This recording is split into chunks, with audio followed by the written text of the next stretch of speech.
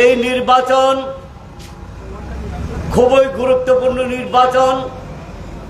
অন্যান্য বারেও নির্বাচন ও সব নির্বাচনই গুরুত্বপূর্ণ, কিন্তু তারপরে আমি আপনাদের কাছে বলবো যে এটা আরো বেশি গুরুত্বপূর্ণ।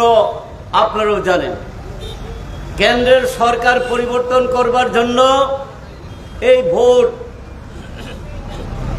কেন্দ্রের যে সরকারটা আছে বিজেপি নেতৃত্বাধীন এনডিএ সরকার, মোদিজির নেতৃত্বে এই সরকার গত 10 বছর অর্থাৎ দুইবার পার্লামেন্ট ইলেকশনে তারা জিতেছিল। প্রথম এবং দ্বিতীয়বার তাদের বক্তব্য কি ছিল? বছরে 2 কোটি বেকারদের কর্মসংস্থান করে দেব। কালো টাকা বিদেশ থেকে তুলে এনে ভারতবর্ষের জিরো অ্যাকাউন্টে সবাই ব্যাংক অ্যাকাউন্ট খুলতে পারবেন, সেখানে 15 লক্ষ টাকা করে ঢুকিয়ে দেবেন, তাতে ভারতবর্ষের মানুষের আচ্ছা দিন আয়েগা বলছিলেন। এখানে তারা বলছিলেন দ্রব্যমূল্য বৃদ্ধি হবে না, রোধ করব,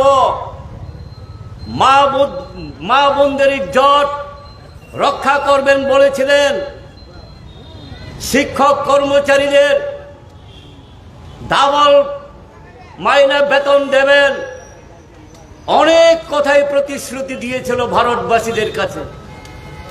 কিন্তু আমরা কি দেখলাম? প্রথম 5 বছর একটা প্রতিশ্রুতি তারা পালন করেনি, বরং আমরা দেখেছি চাকরি বন্ধ করে দিয়েছিল।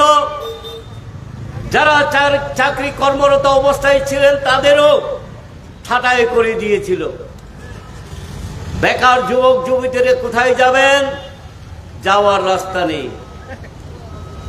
রেগার টাকা কমিয়ে দিয়েছিল বাজেটের মধ্যে, কাজ নেই, কর্ম নেই, খাদ্য নেই। তার মধ্যে আবার করোনা মহামারী মানুষকে আর ঠকিয়ে ভোট নেওয়ার পর সব বেমালুম ভুলে গেল।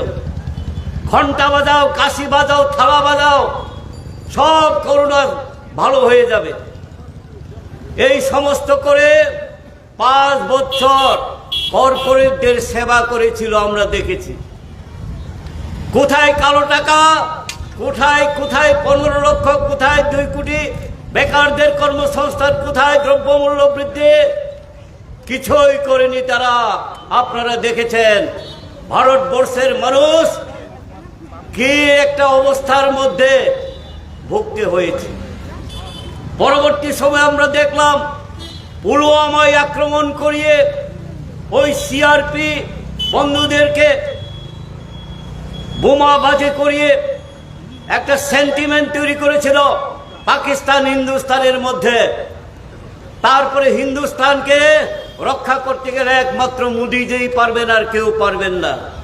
এই করে ভোট নিয়েছিলেন, মানুষকে ভাগ করে ধর্মের নামে, অঞ্চলের নামে, জাতির নামে, ভাষার নামে। আবার তারা সরকারে আসলো। গত 5 বছর আমরা কি দেখেছি? দ্রব্যমূল্য বৃদ্ধি হু হু করে বেড়েছে। জীবনদায়ী ওষুধের দাম কিভাবে বেড়েছে আপনারা দেখেছেন। মা বোনদের কিভাবে ইজ্জত লুণ্ঠন করেছে উত্তরপ্রদেশ। খুব মোদিজির রাজ্যে গুজরাটে মামলা হয়েছে, হেরেছে তারা। আমাদের উত্তর পূর্বাঞ্চলে মণিপুরে মা বোনদের উপর দিন দুপুরে হাজার হাজার মানুষের সামনে উলঙ্গ করে ঘুরিয়েছিল। তারা করেছে। এটা মোদিজির লোক, একটা বাক্য কিন্তু ব্যয় করেন এই মোদিজি। মণিপুরে যাননি, পার্লামেন্টে কথা বলেননি, বাইরে গিয়ে সাংবাদিক সম্মেলন করে বলে একটা কথা। এটাই হচ্ছে বিজেপি যমুনা, তার পেছনে আরএসএস। মানুষকে ভাগ করো, শাসন করো, গরিব মানুষদের উপর অর্থনৈতিক চাপ সৃষ্টি করো এবং বেকারদেরকে বেকারে পরিণত করো। তার জন্য ভারতবর্ষের বেকারদের যেতে হয়েছে বিদেশে কর্মসংস্থানের জন্য। আমাদের রাজ্যে 50,000 যুবক যুবতীদের কর্মসংস্থান করবে বলে বিধানসভা নির্বাচনের আগে বলেছিল। এখন কোথায় 50,000 50 জন হয়নি এই তেলিয়ামুড়া এলাকার মধ্যে।